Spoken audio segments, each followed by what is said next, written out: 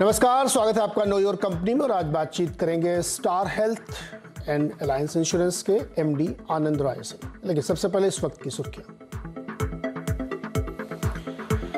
खराब ग्लोबल संकेत और मानसून की देरी ने बाजार का मूड बिगाड़ा। सेंसेक्स में करीब 600 पॉइंट की गिरावट, निफ्टी में भी पौने 200 पॉइंट का दबाव। आईटी, एफएमसीजी, फार्मा शेयर्स में सबसे ज्यादा कमजोरी। कच्चे तेल की तेजी से ऑयल एक्सप्लोरेशन कंपनियों की बल्ले बल्ले। एमआरपीएल 4 साल की ऊंचाई पर, 2 महीने में 150% से ज्यादा चढ़ा। चेन्नई पेट्रोलियम भी एक हफ्ते में करीब 40% ऊपर। आज भी दोनों शेयर्स में 20% का उछाल। बीएमएल के विनिवेश का रास्ता साफ। सरप्लस लैंड और एसेट के डिमर्जर प्रस्ताव को जल्द मिल सकती है मंजूरी। मैनेजमेंट कंट्रोल के साथ 26% हिस्सा बेचने की तैयारी। तो मेरा मानना यह है कि 50 बेसिस पॉइंट हो सकता है इस बार का। 35 से 50 बेसिस पॉइंट का हाइक। सितंबर एंड की पॉलिसी में फिर हमको रिपो रेट 5.5% पे जाके दिखेगा। आरबीआई कल पेश करेगा क्रेडिट पॉलिसी। सीएनबीसी आवाज एमपीसी की राय, 0.5% तक बढ़ सकती है दरें। बैंक, रियल एस्टेट, ऑटो जैसे शेयर्स में दबाव।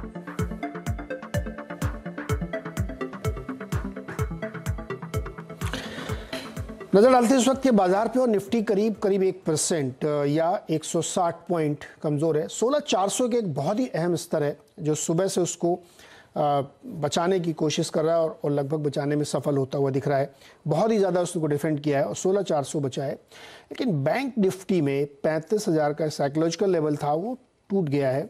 34,920 पे इस वक्त ट्रेड करता हुआ दिख रहा है। और एडवांस डिक्लाइन में भी थोड़ी सी कमजोरी आई है सुबह के मुकाबले। 880 बढ़ने वाले के सामने 1800 शेयर्स में वीकनेस देखने को मिल रही है। कहाँ से सबसे ज़्यादा कमजोरी आ रही है, इसको समझने की ज़रूरत है। पुलर्स और ड्रैगर्स को नहीं, यानी बढ़ाने वाले गिराने वाले कौन से कमजोरी है। एचडीएफसी ट्विंस की तरफ से वहाँ वीकनेस है। आईसीआईसीआई बैंक में वीकनेस है। इन्फोसिस और टीसीएस में कमजोरी है। लेकिन रिलायंस, ओएनजीसी और ऑयल पैक जो पूरा है वो मजबूती दे रहा है। ओएनजीसी एनर्जी पैक का टॉप गेनर इस वक्त बना हुआ है। अच्छी खासी उसमें तेजी देखने को मिल रही है। कोल इंडिया, एनटीपीसी में भी काफ़ी मजबूती देखने को मिल रही है। तो ये कुछ पुलर्स एंड ड्रैगर्स हैं। गाबा सर हमारे साथ जुड़ गए हैं। गाबा सर, आपने सुबह कहा था कि अगर बैंक निफ्टी 35,000 बचाए तो बहुत ज़रूरी है, लेकिन 35,000 से नीचे ट्रेड कर रहा बैंक निफ्टी। बिल्कुल, यही तो दिक्कत है। 35,000 के ऊपर पार करना, आज अगर शाम तक भी 35 बचा लेता है तो ठीक ही है। मुझे लगता है कि लो लेवल्स शायद आते दिन में बाकी है, क्योंकि गैप डाउन खुला, थोड़ा अप मूव मिला, लेकिन वो भी बिक गया, कहीं स्ट्रेंथ नजर नहीं आई। तो अब तक तो वीकनेस है, लेकिन एक ही लगता है कि शायद निफ्टी थोड़ा ज्यादा स्ट्रॉन्ग है रिलेटिवली बैंक के हिसाब से, इसलिए शायद शाम तक 3.5 तक 35,000 के ऊपर समझ जाते हैं तो ठीक है, वरना दिक्कत आ सकती है। तो आपके हिसाब से निफ्टी में कोई ट्रेड लेना चाहिए क्या, अगर ज्यादा बेटर दिख रहा है तो? 16,000 मैं बोलूंगा, 16,375 का कोई स्टॉप लगाकर चले तो शायद एक ट्रेड बनता है। 380 का स्टॉप लगाना चाहिए, फिर एक ट्रेड बनता है, कहीं वो निकल जाता है 16,500 के लिए। टाइट स्टॉप है लेकिन वो बेहतर है। ओके गावा सर, कई स्टॉक हैं जो 52 वीक लोज लगा रहे हैं आज। उसमें से एक डालमिया भारत है, 1232 पे ट्रेड करा, 4% कमजोर है। क्या राय बनती है इस पे? वीकनेस है, सीमेंट क्षेत्र वीक है, तो दालमिया भारत तो एक्सेप्शन नहीं हो सकता। तो मुझे लगता है कि यहाँ पर भी थोड़ी वीकनेस है, लो लेवल देखने को मिल सकते हैं। 1260 का कोई स्टॉप लगा चले, 1250 का डाउनसाइड ओपन है। फर्स्ट टेक्निकल टारगेट 1200 रहेगा दालमिया भारत में, वीकनेस है। कमल सर, हम लोगों ने कोल इंडिया पे और ओएनजीसी पे सुबह बात की थी और दोनों ही बहुत ही स्ट्रांग अभी भी बने हुए हैं। हालांकि 162 के आसपास ओएनजीसी और 198 पे कोल इंडिया टिक गए हैं, लेकिन स्ट्रेंथ बहुत दिख रही है, बहुत वॉल्यूम के साथ ये स्ट्रेंथ बनी हुई है। ब्रेक करेगा क्या कोल इंडिया? 200 के ऊपर जाएगा? मुझे लगता है 180 तक तो जाना चाहिए ओएनजीसी। पहले ओएनजीसी की बात। ओके, हाँ, ओएनजीसी लगता है 180 तक जाना चाहिए। मैटर ऑफ टाइम, जो higher time frame, weekly time frame में जो बार बना है ओएनजीसी का, बहुत ही बढ़िया है। तो उसके हिसाब से 180 जाना चाहिए मेरे हिसाब से। रही बात दूसरा कौन सा बताया आपने? कोल इंडिया का चार्ट निकाल देता हूँ। कोल इंडिया का देखिए उसका हाल क्या है। कोल इंडिया, यस, कोल इंडिया आ गया।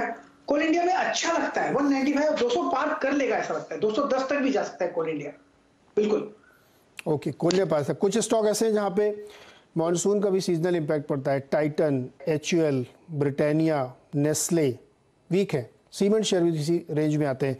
काबा सर, टाइटन और HUL में से आपको अगर एक चुनना हो तो किस पे आप बेट करेंगे, लॉन्ग साइड की या शॉर्ट साइड की? मैं पहले देख लेता हूँ HUL वीकनेस है। 2250 का कोई स्टॉप लगा चले तो लो लेवल 2150 पॉसिबल है। और आज FMCG में भी वीकनेस है, चाहे मेरिको हो या ब्रिटानिया हो, दोनों में वीकनेस है। रही बात टाइटन की, टाइटन का जो चार्ट है उसके हिसाब से लगता है यहाँ पर भी वीकनेस है, लेकिन यहाँ पर जो टाइटन का जो चार्ट है हाई टाइम फ्रेम बेसिस पर चार्ट है, लगता है यहाँ पर 2000 का जोन देखेंगे। अब 2160 पे चल रहा है, तो 100 रुपए की गिरावट यहाँ अब भी बाकी है। स्टॉप थोड़ा डीप लगाना पड़ेगा, इतना ही फर्क है। 2180 का स्टॉप लगाकर चले टाइटन पे तो लगता है 100 रुपीज आपको डाउन मिल सकता है। ओके, टाइटन में अभी भी सेल कॉल है गावा जी की। चलिए गावा जी आप रुकिएगा, हम लोग अब अपनी कंपनी से आज बात करते हैं। इरडा ने अपने हालिया फैसले में कहा है कि कंपनियां बिना मंजूरी के प्रोडक्ट लॉन्च कर सकती हैं, यानी यूज़ एंड फाइल का जो फार्मूला होता है। इसका क्या मतलब है और कंपनियां इसको किस तरह से यूज़ करेंगी, उससे इनको क्या फ़ायदा होगा, इस फैसले से हेल्थ इंश्योरेंस कंपनी और इंडस्ट्री पर क्या असर पड़ सकता है, इस पर बातचीत करेंगे। नो योर कंपनी के तहत हमारे साथ मौजूद है star health and allied services के MD आनंद रॉय जी। आनंद जी, बहुत बहुत स्वागत है आपका CNBC आवाज़ पर। पहले तो ये समझाइए, जो ये यूज़ एंड फाइल है, इसका कितना फ़ायदा आप लोग ले पा रहे हैं और इसका मतलब क्या है, मतलब ये कैसे काम करता है? नमस्कार और धन्यवाद मुझे आपके शो पे बुलाने के लिए। जैसे पता होगा आपको कि इंश्योरेंस कंपनीज जब प्रोडक्ट्स लॉन्च करती थी इससे पहले उनको IRDA से अप्रूवल लेना पड़ता था नए प्रोडक्ट्स के लिए, और एग्जिस्टिंग प्रोडक्ट्स को भी यदि वो रिवाइज करना चाहते हैं तो प्राइस रिविजन के लिए भी उनको IRDA का अप्रूवल लेना पड़ता था। वो सिस्टम कहलाता था फाइल एंड यूज, मतलब पहले फाइल करिए उसके बाद यूज करिए। अभी रेगुलेटर ने इसको और आसान कर दिया इंश्योरेंस कंपनी और पूरे इंडस्ट्री के लिए कि आप प्रोडक्ट्स खुद से डिजाइन करिए और यूज करिए, उसके बाद आप 1 हफ्ते के अंदर इसको फाइल कर दीजिए रेगुलेटर के साथ, ताकि आपको अपना प्रोडक्ट्स इमीडिएटली मार्केट में लॉन्च कर सकते हैं, इनोवेटिव प्रोडक्ट्स ला सकते हैं।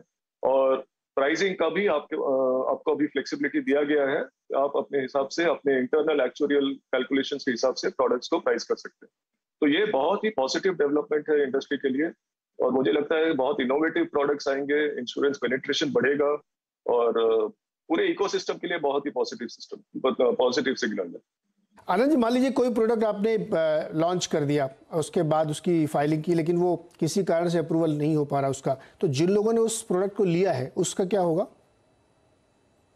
देखिए, ऐसे सर्कमस्टेंसेस आने की उम्मीद बहुत मिनिमल है, क्योंकि हर एक इंश्योरेंस कंपनी अभी 20-25 साल काम कर रही है। बहुत सारी कंपनी, मैच्योरिटी काफी है इंडस्ट्री में, तो मुझे नहीं लगता कि कोई कंपनी ऐसे प्रोडक्ट्स फाइल करेगी जिसका अप्रूवल नहीं मिलेगा, क्योंकि इंटरनल भी है, एक्चुअरीज टीम है और प्रोडक्ट कमिटीज हैं सभी इंश्योरेंस कंपनीज के, तो ऐसे अपॉर्चुनिटीज मुझे लगते नहीं है। लेकिन एक आध केसेस यदि होंगे भी तो डेफिनेटली रेगुलेटर उन ऐसे कस्टमर्स को रिप्लेसमेंट प्रोडक्ट देने का कोई अपॉर्चुनिटी मिलेगा। मतलब वो ऑनर नहीं होगा, उसकी जगह दूसरा प्रोडक्ट लेना पड़ेगा।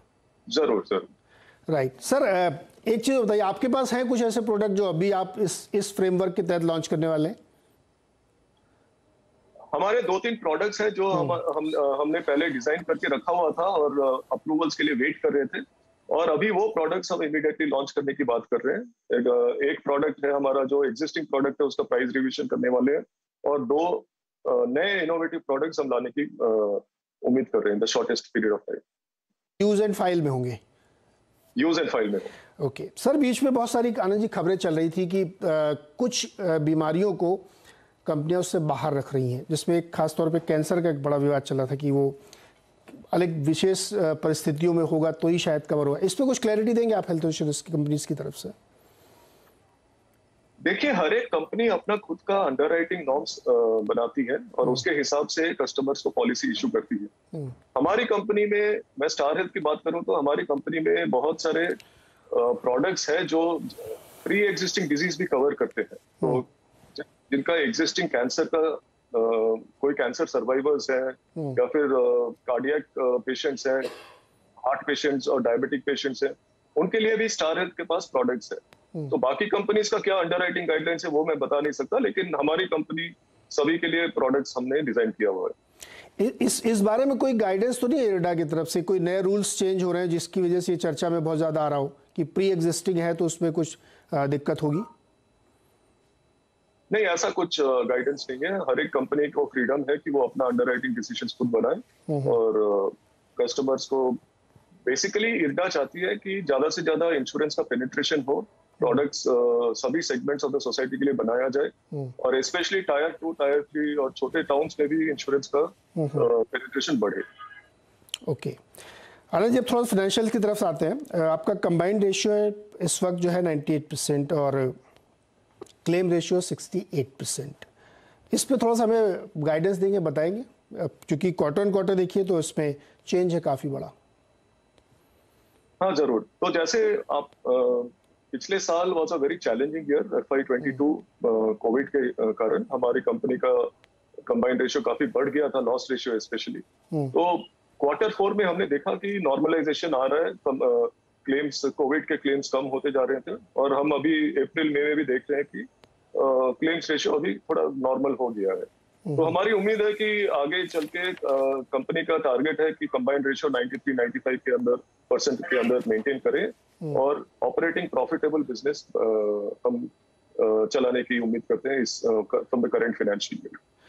अब गाइडेंस दे सकते हैं कितना हो सकता है ये, क्योंकि अब वो प्री कोविड वाला तो लेवल थैंक गॉड कि नहीं हो रहा है। हालांकि बीच बीच में कुछ खबरें सुनाई पड़ती हैं कि मुंबई वगैरह में कुछ केसेस बढ़ रहे हैं, लेकिन मगर उसको एक नॉर्मलाइजेशन में मान लूँ, न्यूट्रल रहूँ, तो किस तरीके से आप क्लेम रेशियो अपना देख रहे हैं FY23 में? देखिए, कोविड के पहले हमारे कंपनी का क्लेम रेशियो बिटवीन 62 to 63% हमारा हुआ करता था। हमारी उम्मीद है कि इस साल भी वैसे लेवल पे वो आ जाएगी, वापस इस लेवल पे आ जाएगी। ओके दूसरा सर, आपने एजेंसी लेवल पे बहुत सारा काम होता है और आपका जो मैं पढ़ रहा था आपका रेवेन्यू करीब 80% उसके थ्रू ही आता है। इसमें बहुत सारे इश्यूज ये खड़े होते हैं कि हॉस्पिटल के साथ टाई अप एजेंसीज का, या कई बार होता है कि नहीं है और पेशेंट अलग से कर रहा है। इसको कैसे आप लोग सेटल करते हैं, क्योंकि कई बार हम लोगों के पास कंज्यूमर कंप्लेंट भी आती है इस तरीके की? जरूर। देखिए, पिछले साल कोविड के कारण क्लेम्स भी काफी एलिवेटेड थे, बहुत सारे डिस्टर्बेंस भी थे इकोसिस्टम में। आपको पता है कि हॉस्पिटल्स में सब बेड्स भरे हुए थे, लोगों को हॉलवेज में, होटल्स में भर्ती किया जा रहा था ट्रीटमेंट्स के लिए।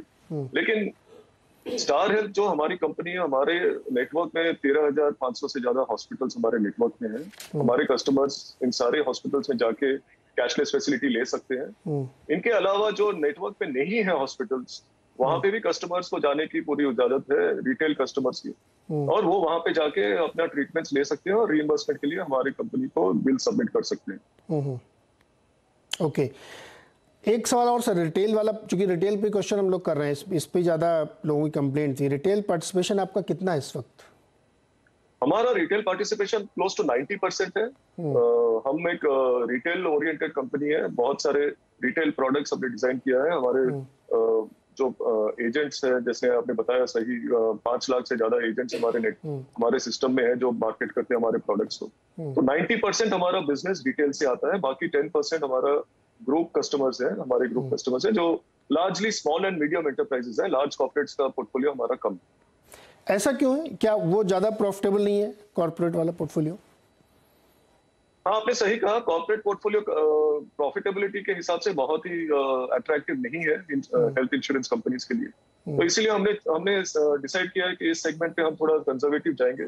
स्मॉल एंड मीडियम एंटरप्राइजेस में हम थोड़ा एग्रेसिवली काम कर रहे हैं और रिटेल तो हमारा मेन स्टे है, 90% बिजनेस वहीं से आएगा। राइट आनंद जी, एक इंडस्ट्री क्वेश्चन है कि अभी भी हेल्थ इंश्योरेंस का जो पेनिट्रेशन है वो बहुत ही कम है इंडिया में, और ये एक चिंता की बात भी है।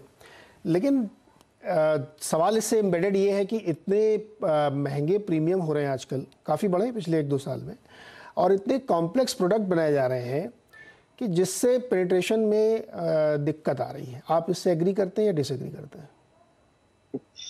देखिए, पेनिट्रेशन लेवल्स पिछले 2-3 सालों में काफी बढ़ा है, और इस पैंडेमिक के कारण जो हेल्थ इंश्योरेंस का अवेयरनेस जो क्रिएट हुआ है पूरे सोसाइटी में, उसके कारण भी पेनिट्रेशन बढ़ेगा। लेकिन ये हेल्थ इंश्योरेंस का प्रॉब्लम नहीं है, ये पूरे इंश्योरेंस इंडस्ट्री का प्रॉब्लम है कि पेनिट्रेशन लेवल्स बहुत कम है इंडिया में। और इसको बढ़ाना हम सभी का रिस्पॉन्सिबिलिटी है। इसके लिए बहुत सारे एफर्ट्स लिए जा रहे हैं, नए चैनल्स, नए products, simple products, affordable products, इसके ऊपर भी काम हो रहा है और मुझे लगता है कि ये ग्रो करता जाएगा। नहीं आनंद जी, आपकी इस बात से जो कि कोविड टाइम में लोगों की अवेयरनेस जिसको आप करें, मैं उसको करूँ मजबूरी, डर वो था जिसकी वजह से उन्होंने खूब सारे लिए। लेकिन इंडस्ट्री की जो बात आपने कही उसमें मैं जानना चाहता हूँ कि सिंप्लिसिटी कितनी है, कितना ईजी प्रोडक्ट आप लेके आए समझने में हो, क्योंकि जब क्लेम करने आदमी जाता है तो उसको बहुत सारे चीज़ें बताई जाती कॉम्प्लेक्सिटीज़ की, वो ईजी कैसे कर रहे हैं इंडस्ट्री के लोग? एक हमने स्टैंडर्डाइज प्रोडक्ट लॉन्च किया था, आरोग्य संजीवनी बोल के, जो हर एक कंपनी का सेम फीचर्स होगा उस प्रोडक्ट में, सिर्फ प्राइस डिफरेंस होगा और कस्टमर वो स्टैंडर्ड प्रोडक्ट ले सकता है ताकि उसमें कोई कॉम्प्लिकेशंस नहीं, बहुत ही स्टैंडर्ड प्रोडक्ट है। तो ऐसे इनिशिएटिव्स रेगुलेटर ने भी लिया है, इंडस्ट्री ने भी लिया है ताकि कस्टमर्स को कोई प्रॉब्लम ना हो। ज्यादा और भी बहुत सारे किस्म के प्रोडक्ट्स हैं, हम कस्टमर को एजुकेट करने की कोशिश करते हैं। जब भी एक नया पॉलिसी सेल्स होता है तो एक्सप्लेन किया जाता है कि फीचर्स क्या है। लेकिन देखिए, इंडिया में अभी भी इंश्योरेंस पेनिट्रेशन बढ़ रहा है दिन पे दिन, सालों एवरी ईयर। लेकिन जब तक ये पेनिट्रेशन और ये हॉस्पिटल मैनेजमेंट एक सिस्टम के अंदर नहीं आएगा, ये पेनिट्रेशन लेवल थोड़ा, ये प्रोडक्ट थोड़ा कॉम्प्लिकेटेड ही रहेगा। सर, ये आपने जो कहा कि हॉस्पिटल मैनेजमेंट एक सिस्टम के अंदर नहीं है, इसका क्या मतलब है? देखिए, अभी है कि हॉस्पिटल्स पे ये इकोसिस्टम डिपेंडेंट है इंश्योरेंस, तो हॉस्पिटल्स के साथ टाई अप करके, हॉस्पिटल्स के साथ रेट फिक्स करके और हॉस्पिटल्स के और सर्विसेज को इम्प्रूव करना इंश्योरेंस कंपनी का रिस्पॉन्सिबिलिटी है। तो ये एक वर्क इन प्रोग्रेस है और ये चलता रहेगा और इसी के ऊपर हम लोग काम कर रहे हैं। क्या इसको ऐसे भी समझ सकते हैं कि अगर इंश्योरेंस आपने कराया तो पहले पूछ लिया जाता है कि आपका इंश्योरेंस है कि नहीं है, कितने का है, सम एश्योर्ड कितना है आपका, उसी हिसाब से फिर बिलिंग की जाएगी? ये एक समस्या भी है। देखिए, मैं इसको जनरलाइज नहीं करना चाहता, लेकिन समस्या तो है। बहुत सारे हॉस्पिटल्स बहुत ही एथिकल काम करते हैं और बहुत सारे हॉस्पिटल्स हैं जहाँ पे थोड़ा बहुत ऐसे इश्यूज भी आते हैं हमारे पास। इसीलिए हमने पिछले साल जब ये कोविड के टाइम पे हमने मिसयूज देखा कि बहुत बढ़ गया था, हमने क्लोज टू 1000 हॉस्पिटल्स को हमने डीलिस्ट भी किया है हमारे नेटवर्क से, क्योंकि रॉन्ग प्रैक्टिसेस हो रहे थे। तो ऐसा इश्यूज, ऐसे चैलेंजेस आते रहते हैं और हमारी एफर्ट्स रहती है कि इसको मिनिमाइज किया जाए। करेक्ट सर, मैं ये नहीं कह रहा हूँ कि आप खुल के बताएं, लेकिन चूंकि आपसे बेटर कोई समझ नहीं सकता, क्योंकि बिल लेके तो मैं आपके पास जाता हूँ, फिर पता लगता है कि नहीं इसमें तो बहुत प्रॉब्लम है, इसमें ये अलग है, ये अलग है, ये अलग है। तो इसलिए मैंने ये सवाल पूछा था कि ये जो कोहेसिवनेस होनी चाहिए वो शायद मिसिंग है थोड़ी सी, राइट सर? बहुत एफर्ट्स लिए जा रहे हैं, जैसे जनरल इंश्योरेंस काउंसिल है हमारा, सभी इंश्योरेंस कंपनीज उसमें मेंबर है। तो काउंसिल की तरफ से और हॉस्पिटल की तरफ से हम लोग डिस्कस कर रहे हैं ताकि ये जो फ्रिक्शन पॉइंट्स है कस्टमर्स के एक्सपीरियंस का, इसको कैसे मिनिमाइज किया जाए। ये सभी का, it's in the best interest of everybody, insurance company, also the hospital network. Right sir, एक लास्ट क्वेश्चन सर, वो जो जन आरोग्य आप पॉलिसी बता रहे थे, जो सिंपल सी, वो बिकी कि नहीं बिकी? वो खूब बिकती है कि नहीं बिकती? हो नहीं बिकती? नहीं, आरोग्य संजीवनी वो पॉलिसी है, बिकती है। It is more targeted towards the middle income और मिडिल इनकम सेगमेंट, जो अफोर्ड कर सकते हैं। वो थोड़ा कॉम्प्रिहेंसिव प्रोडक्ट्स को प्रेफर करते हैं, जहाँ पे कवरेज और भी ज्यादा है और जहाँ पे बेनिफिट्स बेटर है। ओके आनंद जी, बहुत बहुत शुक्रिया, और बहुत सारी चीज़ें हमने आपसे जानी, पूछी, और क्योंकि लोग ऐसे सवाल पूछना चाहते हैं, इसलिए इस शो का प्रॉमिस यही है कि हम आपकी जो कंपनी है, मतलब हमारे इन्वेस्टर्स की जो कंपनी, उसके बारे में सारी कुछ पूछेंगे उसके मैनेजमेंट से। बहुत बहुत शुक्रिया आनंद जी हमारे साथ, और बहुत शुभकामनाएं अगले क्वार्टर्स के लिए आपको। धन्यवाद, थैंक यू सो मच। एक छोटा सा ब्रेक, वो ब्रेक के बाद मार्केट की बात।